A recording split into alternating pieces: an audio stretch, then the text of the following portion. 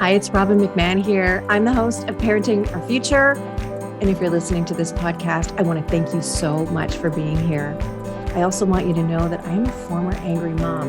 I used to yell and rage and threaten and punish my kids because I wasn't getting the cooperation or the behavior that I felt I should be getting. And I struggled for many years not knowing how to change or knowing what to do differently. It wasn't until I found the world of peaceful parenting that I learned why my kids acted the way they did, and also why I was so angry and triggered. I was able to heal my anger and leave my triggers behind so that I could focus on being the calm and confident parent I always expected myself to be. I can tell you that feeling connected to your kids is the best feeling in the world. My two boys are teenagers now, and we have a strong relationship that is rooted in deep connection. And where there is connection, there's cooperation. Parenting is the most important job we do, but it's the hardest job we do. And we do it without understanding the fundamentals of the way our kids grow and develop. And we do it without knowing the way their brains work or what their behavior is actually really telling us. So it's no wonder it's so hard. And it's okay to ask for help. It's okay to say, this is harder than I thought it would be. And that's where I come in. I can help you and I can support you so that you can have the cooperation and enjoy being a parent. You can book a free call with me on my website, parentingforconnection.com. And if you want to download my free guide, How to Turn a No into Cooperation, go to triggerfreeparents.com. I really hope you enjoy the show. Thanks for listening. Hey, everybody, it's Robbin McMahon here. Welcome to another cool episode of Parenting Our Future. Yes, that's right. We are talking about climate change. We're talking about The Cool Down, which is a website founded by my two guests today. And I got to tell you, it is one of the coolest sites I've seen in a long time. And I wish that I had this site to help me make sustainable choices when my kids were little. That's when I really took a look at climate change and really wanted to start to make a difference in my own home. So first, let me just introduce you to these wonderful women who, if you don't know them yet, you will soon, because you're going to see their great work everywhere. They are so phenomenal. First, we have Anna Robertson, who's the co-founder and chief content officer of The Cool Down. She is an Emmy and Murrow award-winning executive, producer, and innovator who has shaped new and legacy media brands and developed content for formats at ABC Disney and Yahoo News. She spent 10 years at Good Morning America, and early in her career, Anna was mentored by the one and only Diane Sawyer, who is a personal favorite of mine, and served as the legendary journalist's producer as they covered major stories around the world. Anna is now based in Park City, Utah, with her husband and two children, where she's involved in sustainability efforts for her community. And then we have Nina Tully, who is the head of commerce and marketing for The Cool Down. She is an accomplished entrepreneur and CMO with 20 years experience of launching and growing digital forward fashion, beauty, and retail brands. Her experience spans her own entrepreneurial endeavors in fashion and e-commerce and high-level marketing roles at some pretty big companies. She is now based in Sun Valley, Idaho, where she grew up with her husband and her two children. Welcome both to you, Anna and Nina. All right, so we're just going to dive in here with Anna and Nina. So as the founding executives of The Cool Down, I need you to tell me all about it, what you're doing, what is your mission, why are you doing it, all the things. Well, hey, Robin, it's so nice to be here. And thank you for having us. Thank you for all you do to keep us calm and sane in the parenting journey. Yeah, we're thrilled to be here to talk about The Cool Down, which is the first mainstream climate brand. And really what we're trying to do is connect more people, connect millions of people to the climate conversation, and make it a little less overwhelming and connect people to the incredible innovation and opportunity that exists in our future, which maybe people aren't hearing about as much. I think people feel very overwhelmed by what's happening to our planet as we see the effects of climate change affecting extreme weather across the planet.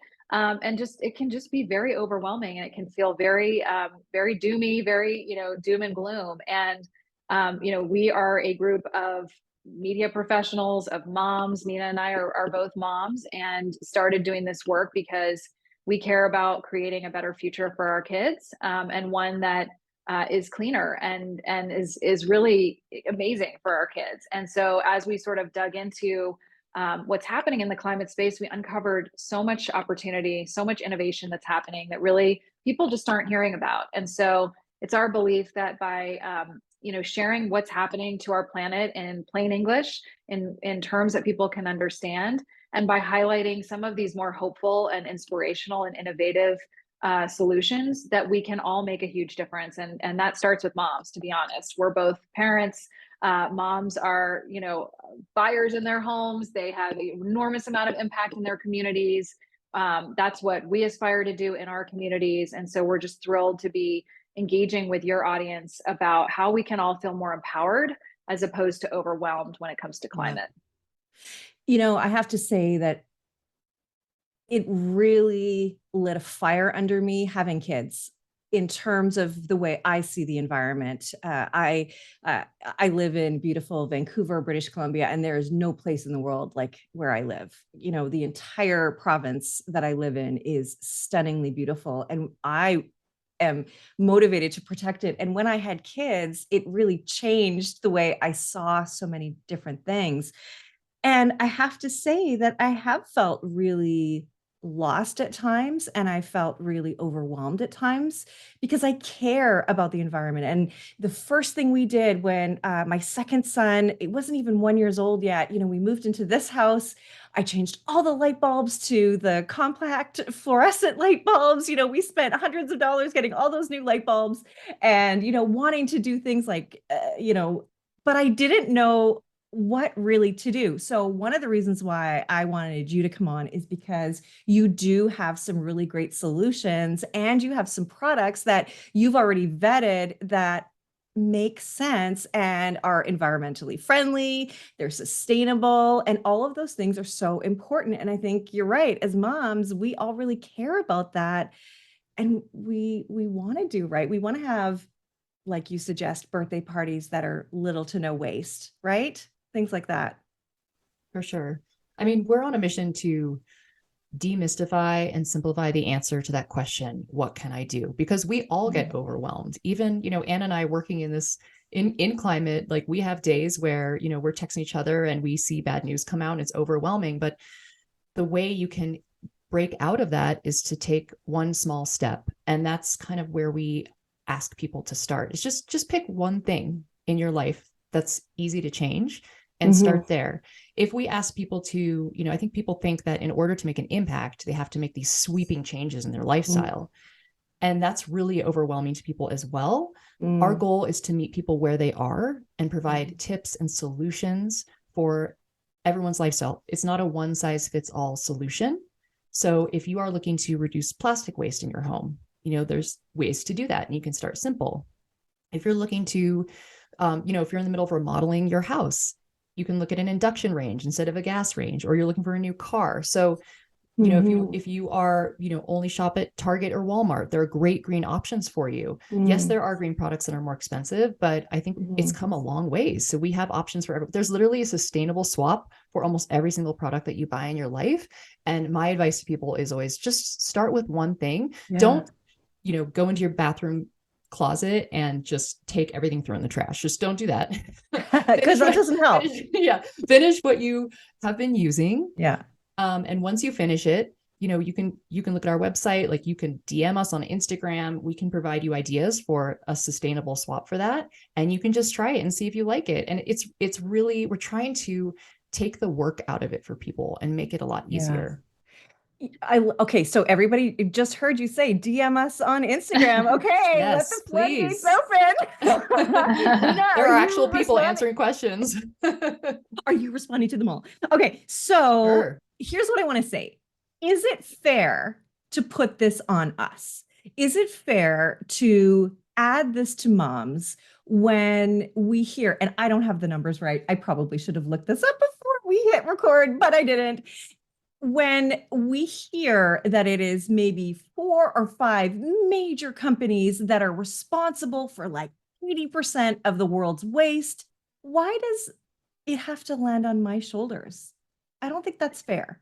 Can we talk about Well, that? I'm gonna take a stab at reframing the question a little bit, because I think it's not about us having to do things. And part of what we talk about at the cool down is not just doing something because it's good for the planet, but doing something because it's good for our kids' health, or it may be even a better product, or it might even be cheaper. And we often lead with that. Nobody's going to do something just because it's going to save our planet. I mean, we all have our best intentions, but you know what? We're super busy and we don't have time to, research everything and to do things just for that reason. So first and foremost, like any product that we're going to talk about, any swap that we're going to talk about, it has to be just as good, if not better, than the alternative. But the second part, the second answer to your question is, you're right. It's not fair that there are these big companies that are causing a lot of the damage. That said, we are, in an all hands on deck situation, as Nina says. Like, we need everybody to do their part. And our belief at the cool down is that we have not yet engaged mainstream audiences and mass audiences in climate topics enough so that the public understands what's going on, and they demand better from the companies that we purchase from the politicians that we elect. We need everybody to understand what's going on and get engaged so that we can influence with our dollars, with our purchasing, with our involvement in our community, the future of this planet. And that's really critical. And there are things people can do that do make a big difference when it adds up. And if you think about a community, we know that in a community, if one family gets solar panels, the rest of the community is going to be much more likely to get solar panels. We know if you have dinner with another family that maybe isn't eating as much meat or is more plant-based, your family is going to see that as a model and going to be more likely to have more plant-based options in your diet. So we know these things start locally. They start at the community level. And so just kind of walking away and saying it's not fair, I don't want to have to deal with it, like we're kind of past that point. Unfortunately, we all need to do our part. And that means everybody from the top down holding those companies accountable, buying products from companies that are doing the right thing so they continue to do the right thing. And also, making this a priority with your children, with your families. This is a values-based decision. This is something we should talk about in our families and our communities as something that we really pride and value and prioritize. So you're Absolutely. saying make the swaps, make the changes just because it is a good idea. It's not about looking like the big bad companies are doing this. Like, this just makes sense. There are swaps that are equal in price that just also feel good. It feels good when you buy them. You know that it's not harmful, that it's sustainable. And by the way, on the on your website, thecooldown.com, you have a shop section, and I look through all the products because I love shopping, and they are all reasonably priced. The swap is not costing you more. And my goodness, if I had this when I was a younger mom, I really would have loved this. So I just want to say, just from my own perspective, I love what you're doing. And I so appreciate that you vetted these products and that they are not costing an arm and a leg, because that is just the biggest insult, is if you give me an option, but it's twice the price. Like, I'm just not going to do it. Absolutely. And thank you so much for saying that. It's great to hear. You don't have to sacrifice style or fun for sustainability. And there is an option at every price point. And if you don't see one on our site, again, reach out to us. Like, we are a team of experts and we want to engage. We're building a welcoming community. And that's really core to our business. And it's important for us to, open that dialogue with people. If they have questions, be able to answer their questions. And, going back to that personal responsibility question, I mean, we're not going to shop our way out of this crisis, of course, but the decisions we make as consumers, where and how we spend our money, actually has a really big impact. And looking at organic food, for example, as an analogy, I mean, 30 years ago, it wasn't that popular. People weren't that aware of organic food. Then people became aware, but it was very expensive. And now you can buy organic food almost everywhere. You can buy it at Walmart, you can buy it at Trader Joe's. So, it takes some time, but corporations do listen to consumers when they start, and so do the retailers. They see what's selling off the shelves. And so if we start making those decisions collectively, we can have a bigger impact. And to echo what Anna said as well, getting involved in your community is really important because you can have a major impact on a local level. When I first moved back to Idaho, I joined a local grassroots climate activism group. And we were like a collection of maybe 12 or 15 people. The whole group was about 200, but there was like a core group of people. And we helped pass a clean energy resolution in our county. Just coming up with the resolution, we worked with a couple nonprofits like the Sierra Club and the Conservation Voters of Idaho to come up with, what the resolution looked like. So we tapped into some experts, but then we actually got in front of the city councils and got support, got people to write postcards, and we are on our way to having clean energy, in 2035 and 2045. So that was a huge lesson for me in terms of the power of grassroots activism. And Anna does a ton of volunteering at her kids' school as well. And that alone is, what you do, Anna, is amazing. The amount of effort and time that you put into that. But all of the parents there are seeing what you're doing, and it's modeling that for people. Those ripple effects, right? And I want to just say that at the time that we're recording this, it's just past Halloween, and we were talking about, and this is the first I've ever heard of it, so I don't know, maybe it just hasn't reached where I live, but taking your pumpkins and donating them to farms to feed the animals. Hello. Brilliant idea. Or composting them or whatever, but putting them back into the earth and not just into the garbage. Yeah, a lot of people just don't know that when we put our food in the trash, it goes to the landfill and it's trapped in plastic and it produces methane, which is one of the most harmful gases out there. So like you think, oh, I'm just putting my food in the trash can, no big deal. But like reducing food waste is one of the biggest solutions that we have and that everybody listening to this podcast can participate in, because, I think the average American, probably I've heard the stat wastes about $1,200 in money each year just on sort of food waste that we throw away because we're not meal planning, we buy too much of something, it goes bad, all of those kinds of things. So even just making that switch or taking your food waste and putting it in a compost. I mean, many local communities now have composting options where you can get your compost picked up, you can take your compost somewhere, and it really does make a huge difference. We brought composting to our elementary school, which was awesome because I just started like asking questions. Hey, could we have composting here? And was able to get some community partners on board.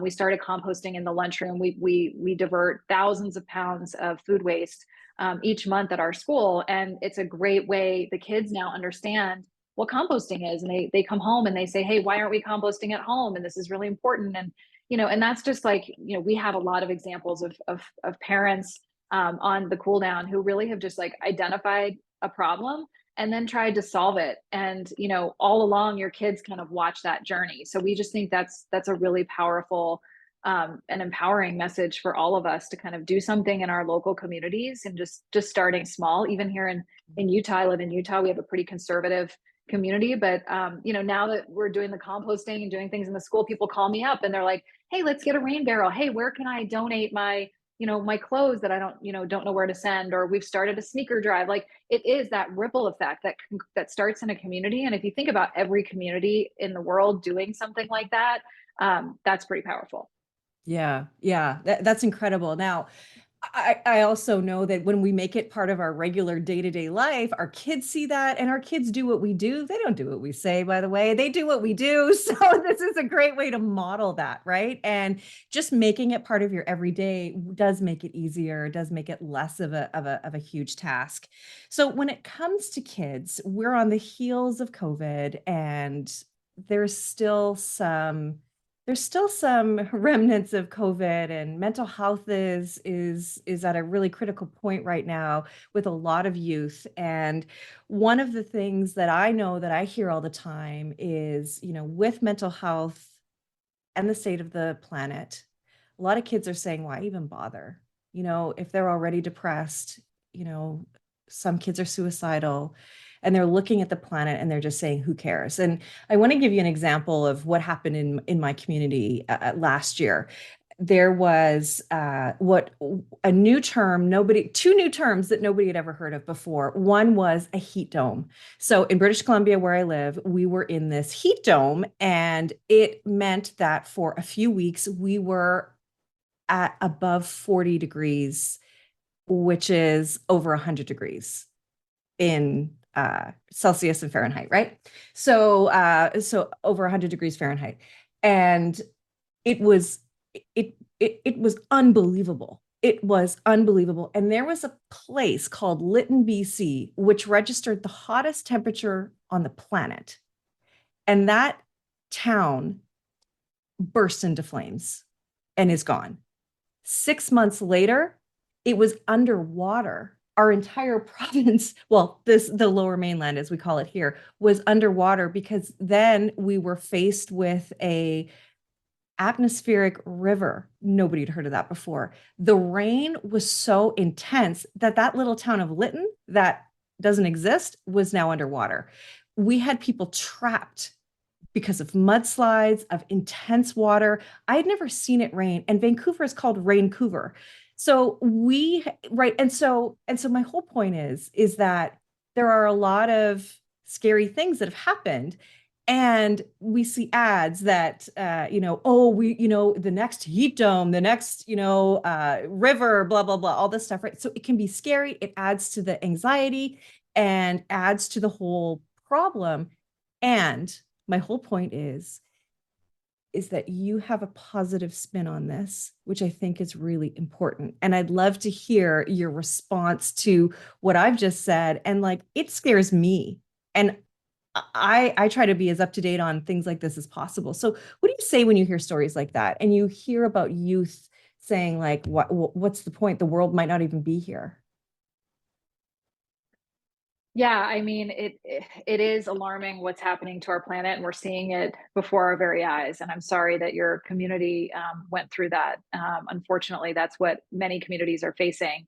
Um, but there are solutions, and that's why a lot of what we hear in traditional media, as extreme weather events, it's often the bad news that leads the newscasts, right? Right. And climate media has really been dominated by sort of doom and gloom. And to be Mm. honest, there is a level of concern that we should all have about what's happening to our planet. We're not going to be Pollyanna about it. We're going to be realistic and try and educate people about what's going on. That said, there is a lot that we can do to reverse some of this and to create a better future. And I think when people are exposed to that information, we know we've seen it, we've studied the research, we've studied the experts. When people are exposed to the innovation that's happening in the space, and young people especially, they're more empowered to kind of to accelerate that and to make it to make it happen sooner. So we totally get that eco anxiety is a real thing. And we hope to empower people. We over index on sort of the solutions that are working to turn things around. We actually, the great news is we do have the solutions to make things better. We have incredible technology that exists. It's really just about deploying it as quickly as possible. And that's the mission that we have right now. To get that moving. But I think that every young person, if they can take an action, if they can be empowered to participate, to understand what's happening, hopefully we can play a role in that in terms of sort of explaining these things and offering up some potential solutions and paths forward. And I think so. Thank you for that. I think that going back to what Nina said, really echoing what you said in terms of it was a small group of you that created a big change. And so reminding our kids that it doesn't take everybody, it takes a small group of really dedicated, passionate people who are willing to spread the message and create change with elected officials. And I think that's a really important message. And how cool is that to say that to your kids and tell them that they're not powerless? And I think that's the feeling, is the powerlessness, but actually it's not that way. We can be empowered. Right? Absolutely. It can feel apocalyptic, and that the doom scrolling does not help. I mean, it's doom so scrolling. There are antidotes to that. And it's our goal in building this community to help relieve some of that eco anxiety by showing people this brighter future, showing people the innovation that's happening, highlighting the people who are making a difference. And another way to help relieve that anxiety is to join forces with other people who feel the same way and build your own small Yeah. community. And, you know, like you just mentioned, like figure out like what's one thing that you want to achieve together, or even just getting together to talk about it helps a lot. Instead of being isolated and just looking at information on your phone and scrolling. And it's just get together with people who are like-minded and figure out a way that you can make a difference, or, you know, exchange information. So that's really helpful. Yeah. Okay, that's great. So how do you talk to your kids about the state of the climate, the state of the world right now? Yeah, I think I was just going to add that, you know, as you said, kids do as we do, right? And so I think modeling is the number one thing that we can show. If we take an action and we feel like there's something we can do to make a difference, our kids are going to notice that. And I think with climate, a lot of it to me is sort of assessing what's age appropriate for your children. You know, Nina and I have kids who are 7 and 9-ish range age. So, you know, we're not going to kind of probably be as, you know, as honest about what's happening. We're just going to say, you know, we want to protect our planet, and this is how we're going to do it. And, you know, we both live in very beautiful places, as you do too. I think connecting kids to nature, you know, celebrating what we want to protect is sort of the first step, and really just sort of placing a value on the planet, on nature, on the actions that we do, and thinking about when they're consuming something, when they're interacting with something, you know, being really intentional and conscious about that to kind of set that behavior. But again, like a conversation with a teenager, like your kids, is going to be different than a conversation with little kids. And I think, you know, understanding sort of and not getting overwhelmed yourself, and sort of going down that doomsday path with kids is going to be really important. So, you know, the first step is empowering us as parents, right? To understand what's going on, to feel like there's something we can do about it, and then to invite our kids into whatever we decide to do about that, whether it's conversations or purchasing a product or whatever. And I'm sure Nina has a lot to add here too. Well, no, that's great. I'm totally 100% on the same page there. Yeah, it has to be age appropriate. And, you know, I think about like when your children are young and you're trying to get them interested in reading, for example, you don't like make them sit down and force them to read. You find a book about a topic that's really exciting to them. Like I have 2 boys, they love Captain Underpants. Really don't like that book at all, but it gets them reading, you know. None of us do. None of us It's do. terrible, and everything is spelled wrong. But you know, it got them really excited about reading. So, you know, I'll give you an example of 2 field trips that I took my kids on recently that, you know, really kind of piqued their interest, and we got a conversation going. Not everyone can do this because I live in a small community, but I was able to take the kids to like what we call the dump, which is the landfill and recycling center. So we took a trip out there. It's like literally 10 minutes from our house. And we got to see, you know, what it looks like when people throw things away. I mean, most of us don't even, you know, we go about our daily lives and we're not thinking about like the life cycle of a product. Like where does it go when we're done with it? And what does that look like at scale? Like we see our own trash cans, but when you think about Americans throw away over 550 million shampoo bottles per year. That's just shampoo. That's not conditioner. It's just shampoo. The body wash. Yes, exactly.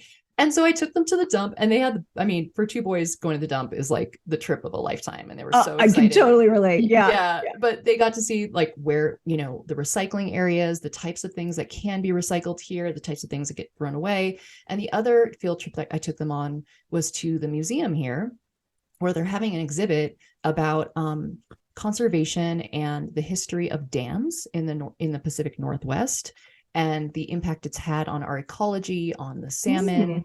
And it was all through this beautiful artwork. So it's, you know, they got to look at like these incredible paintings of dams and photography of, you know, a dam, and then what it looked like after the dam was removed and the ecology was restored to that location and to that river. And these beautiful fishing nets from the Nez Perce tribe were embroidered by an artist with pictures of steelhead. You know, it was introducing them to this topic through art, and they got really excited about that. So it's kind of figuring out like, what are those like side door ways to get kids excited about this topic? You know, because you don't want to scare them, right? You want to get them excited about doing something about it. Yeah. That's really fun. You guys should do a worm bin. with your boys. Oh yeah. Yeah. And it surprisingly doesn't smell at all, but you take your food scraps and the little worms go and do their thing. Okay, I want to go, and one thing I want to say too, just in terms of when we talk to our kids, we also want to be careful what they're exposed to. So, when there's a hurricane or a tropical storm, not having the news on 24/7, that's scary.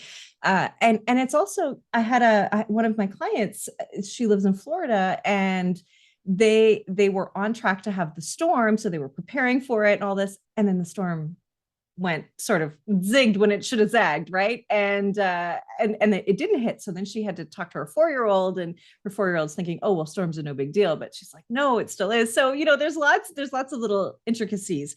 I want to go back to what you said, Anna, really quickly. You said that we have the solutions to make things better. We have the science, the technology.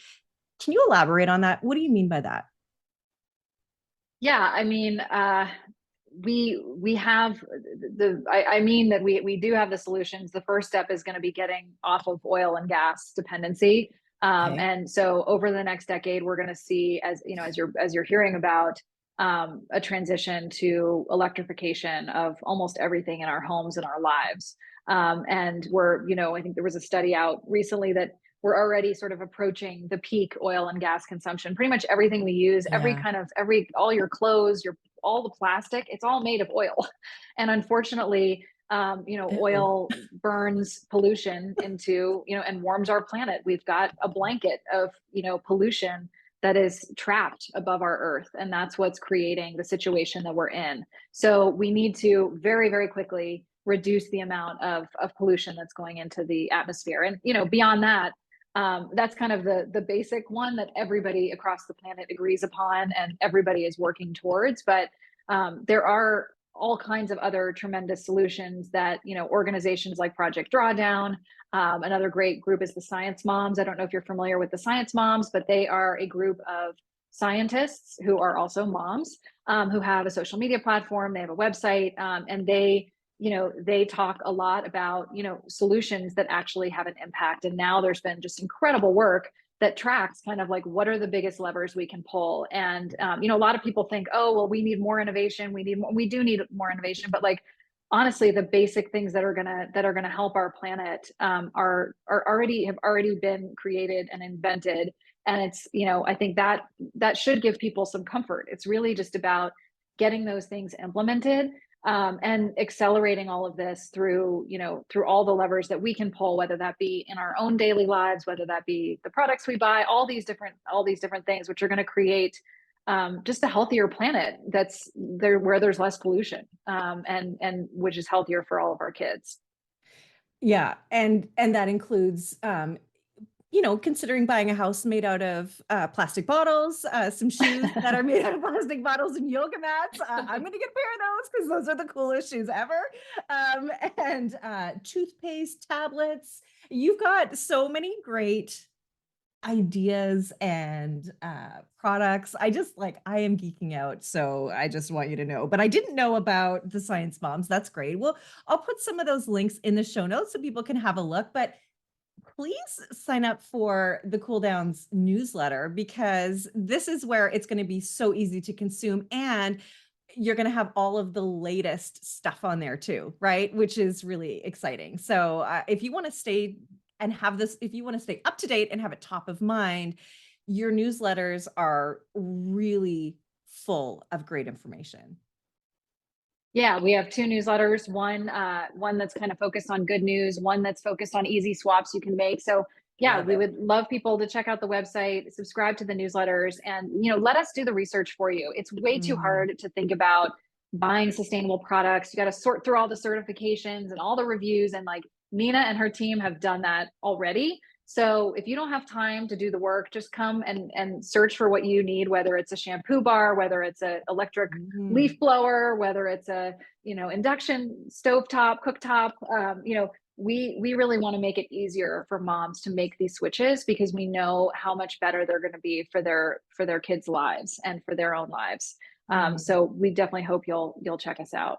Can I make one additional note about the product newsletter too? Oh I yeah. I write that newsletter And I try every single product that we talk about in the newsletter. And usually it focuses on one problem, and the solution is like one or two products. So it's very simple. But if you respond to the newsletter with a question, we will also read that and try to address the question. So it's very much about like engaging with our community I love and it. helping them, figure out like how to put one foot in front of the other and make these easy changes in their lives.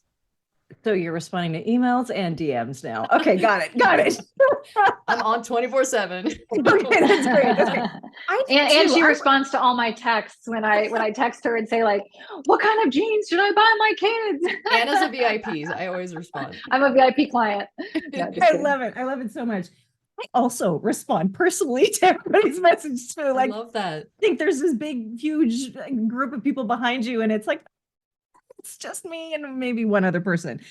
Okay, so speaking of those products, and Nina, if you're trying them, what are just for fun, what are some of the products you've done swaps with that you love? Sure. And that's for both of you. Yeah. Well, Anna and I, we talk about products all the time. That's actually how we connected around the cool down. So Anna is the co-founder, and she was working on this project, and they needed a commerce expert. And she and I, having kids around the same age for years, had been exchanging notes about, clean products for our kids, and then swapping texts about, what can I do for laundry detergent, or, and so it was kind of like this natural evolution of us coming together. And, moms have to support moms. Like, we're communicators 100% and collaborators. And that's really like a lot of these conversations like in the mom network happen over text or over coffee. And so yeah, I'm really big on refillable products right now.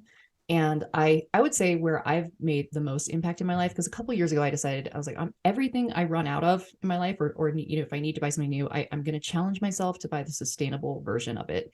Okay. And be very thoughtful about that consumption before I just run out and grab something, the kind of the usual habit that I have. So I'm really big on refillable products, because you buy the bottle once or the container once, and you keep refilling it, and you never throw that container out, right? Like going back to like going to the shampoo example of, we throw away 550 million shampoo bottles a year. The same goes for dish soap bottles, laundry bottles. So laundry, for example, we have some really great recommendations on the website. I love the brand Blue Land. They have a refillable version for laundry soap, dishwasher soap, dish soap. And I covered that in one of the newsletters. It's like a powdered dish soap that you refill. Oh. Yeah. So you don't have to throw out all those dish soap bottles that, we only, I think, recycle 5% of plastic in this country. So most of them go to the landfill. There's refillable hand soap from Drops. I love that as well. And and of course, personal care and beauty, there's a long list of amazing companies that are not only clean on the inside, but cleaner on the outside. Yeah. And, for example, Pangea Organics, they make beautiful products, and things come in like an aluminum bottle or tube. Going back to the shampoo statistic, bar shampoo is a great substitute for shampoo in a bottle. There's so many great bar shampoo options, and it lasts a long time, and there's no plastic involved. There's no waste. So I love bar shampoo. And there's a company called Mob Beauty that makes beautiful cosmetics. And Anna and I just like, and we were introduced to them through a celebrity makeup artist who is in our creator network, and she's fantastic. And it's a perfect example of how you don't have to sacrifice style for sustainability. Their products are gorgeous, and they're pioneering this compostable packaging where you can literally so they have refillable lipstick. And when, for some reason, if you just want to stop using that lipstick, you can throw the tube in your composter, and it, disappears, and it becomes compost for your garden. So it's incredible. That's the future. And that is kind of like the new version of luxury. That's really like where things are going. And it's just, I don't know. I could talk about products for literally like 6 hours. So you have to stop me.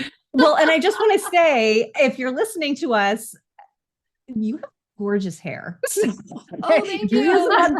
If you're using that bar shampoo, it's working. And you are both very put together, gorgeous women. And so as opposed to, well, maybe this is not right to say, but we call them granola eaters here. Like, you're not Birkenstock wearing, not, well, okay, I'm going to stop. Well, that's the thing, but that's the thing. Like, I mean, people, that's why we love Katie Deno, who everybody should check out. She's a celebrity makeup artist who's focused on clean beauty, and like everything has to work on those celebrity red carpets. I mean, that's what I love about Mob. It's founded by, the guy who was the founder of MAC Cosmetics back in the day, somebody from Laura Mercier. Like, that product has got to work. Cool. And we love Mob Beauty. They're just such a cool company. So like, we want to look good. We want to look stylish. We want to have fun. Like, I think, those are all great suggestions. And I would just add to Nina's list, like, pretty much anything you can do in your home to electrify your home is going to save you money. And it's also going to be really, really helpful. I think a lot of people, we got, an electric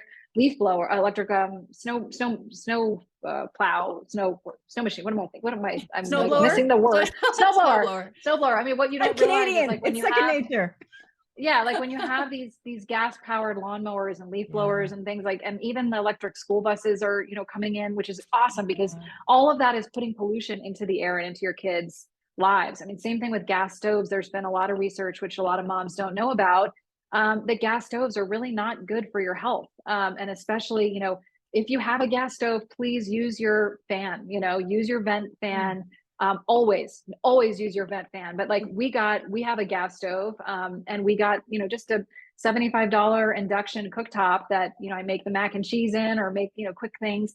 And I know that, like, it's electrified, it's not using gas. So if you have the opportunity, if you're doing a home remodel, really think about swapping out anything that's a furnace for a heat pump, a gas stove for an induction stove, anything that's using gas for electric, and that's going to make just an enormous difference. And our friends at Rewiring America have great resources on this. They have a calculator that people can check out, where, with the Inflation Reduction Act, where you can kind of look and see what rebates you can get. But they have a lot of great resources around kind of swaps you can make in your home that will save you money and also just be so much better for your health and the planet. That's incredible. And I have to say, I didn't know about electrifying everything, if that was a solution. So I feel a little dumb saying that, but no, I'm just going to say it anyway. So thank you. Do not feel dumb. Don't feel dumb, please. Well, one of the things that we're really passionate about is, our electric vehicle. We love that we have that. And, it's been something we've wanted for a really long time. So, so that feels really good. But, even I'm just thinking, geez, we bought a barbecue and we could have bought the electric version instead. I didn't know, but that's, what, Robbin, though, it's not about feeling guilt or shame like that. I mean, I'm sure you understand this in your world of parenting. Like, it's not going to do us any good to feel bad about things that we have or the decisions that we've made. It's just like, when you go forth and buy something new, especially a huge home appliance like a furnace or something like that, try to make a better swap. And none of us are perfect. Like, I have a furnace, I have things in my home, like I can't replace all of these things at once. So let's just not focus on like feeling guilty or, feeling bad about anything. Let's just try to really, think about how, as we learn more about these things, how we can just make better choices. Yeah. I really, I don't want you to feel bad. No. And you know what? Thank you for that, because that is exactly what I say to parents. Like, it's not your fault. It's okay. We all make mistakes. That is what it is to be human. So thank you for saying that to me. I love that. So, okay, I have two things. One is you have the most amazing, helpful resource for parents in the Parent Toolbox, which is how parents can lead the way in shaping a cooler and cleaner future. And you've got all of these great climate friendly suggestions, solutions, like low waste birthday parties, have your kids help you start composting. So some of the things that we've talked about and so much more. So you can go to parent-toolbox.com and you can download this and have it, because it'll just help you to clarify what you can do and give you some ideas. And then, of course, you are going to want to definitely go and sign up for the newsletter that Nina herself is writing and responding to. So we just want to make Nina's life really full. Follow them on Instagram at The Cool Down, right? And so people can find you everywhere, right? You're The Cool Down everywhere on LinkedIn, on Facebook, Instagram. It's the_cool_down, just to get that right. But you'll see the logo when you see it on the website. You'll see it everywhere, and there's links on the website to all of your socials, which I just want to make sure people go, because there are so many cool things that you have, and boy, would it feel so good. Like, it just feels good to make a choice that you know is a good, clean, healthy choice. So with that said, I want to ask you one last question. Because I want to end on a good note. What is the best news story about the climate? Hold on, let me ask this properly. The best news story about the climate that you've come across so far. So let's have some fun. I don't know if it's one of you that answers or both of you have different ones, but I'm opening it up to you. Anna, you take this one first. Oh gosh. I don't know. I mean, I think that the number one story of the year, I mean, I know we're starting the new year now, but I think what the Patagonia founder did just got so many people's attention. And was just such that was one of the biggest wins of the year in my opinion. Not just because. Can you explain it, what he did? Yes. So the founder of Patagonia decided to dedicate all the profits of the company to fighting climate change. And I think it just, it shows sort of the power of a company and a corporation, regardless of who gets elected, regardless of who your politicians are, companies can have an impact, and you can have an impact by supporting companies that are doing the right thing. And I think it was just such a great modeling example, and will create a ripple effect, and also just drew a ton of attention to this issue. So I was really excited about that as kind of the biggest thing that happened. One of the biggest things that happened this year. Oh, it was fantastic. Love it. That was amazing. I don't know if you can top that, but can I talk about one of my favorite trends in products that I've seen over the it's a circular trend. I don't know if I would classify it as a trend, but it's a lot of companies are moving towards circular production, which means they think about the entire life cycle of the product. And I'll give you an example. There's a company called 4 Days, and they produce basic tees and sweats and really cute clothing made from organic cotton. When you are finished with your t-shirt, or if it wears out, instead of donating it to a thrift shop or throwing it away, you can send it back to the company. They give you a credit on the site to buy new t-shirts, and they repurpose it into other material, or they recycle it responsibly with their partners. So it just goes right back into the supply chain, and it never goes into the landfill. And there are quite a few companies doing that. There's a sneaker company called Thousand Fell. I think you may have mentioned it. They make their sneakers out of they feel like you're walking on a yoga mat. They're incredible. That's right. It's on your site. That's how I know. If you want a really chic, amazing white sneaker that you can wear every day with everything, with dresses, with jeans, they're incredible. They're very comfortable. And same thing, when they wear out, you can send it back to the company. You get a credit on the site. I believe it's $20 towards your next pair. But that's a trend that we're seeing emerge with a lot of different fashion companies, and it's so positive because it just keeps everything out of the landfill, and it keeps it in production. And it's just why haven't we been doing this forever? But I'm just so happy to see that it's gaining some momentum. And when I see stories like that, it just makes my entire day. So I hope that gives people hope that these things are happening. And I just add, Robbin, that every week on Instagram and in our newsletter and on our website, we have a feature called Here on Earth, where we feature 3 positive climate stories every single week. So literally every week you can get this from us. We promise it, deliver on it. We want people to kind of feel that dopamine hit around sort of progress and innovation. We need more of that to motivate us. It's just like parenting, right? Let's focus on more and more positive, because we know that those negative things kind of stick in your head, right? We need those positive examples, and we're here for it. Is that what I'm feeling? Is it a dopamine hit? Because I'm super excited. I feel like you've energized me. I feel empowered. I feel this is just so great. This is one of my favorite conversations. Our job is done here. Yes. Oh my gosh. Anna Robertson, Nina Tooley, thank you so much. The cool down is I'm going to start favorite it on my desktop, and you're going to see me all over Instagram. Thanks, Robbin. All over your posts. Thank you so much for what you're doing. It's such a pleasure to talk to you. Thank you so much. You too. Thank you. Thank you. Yeah, let's change the world. We can do it. Yes. Thank you for listening to this edition of my podcast, Parenting Our Future. I'm parent coach Robbin McMahon, and if you're enjoying this podcast, please share it with someone who you think might also need to hear this message. And don't forget to subscribe, and if you like my work, I would be grateful if you gave me a 5-star rating. For those of you who like my content and want more, visit me at yellingcurebook.com to get your copy of my book and to find other resources to help you. Until next time, I am wishing you and your family peace and connection.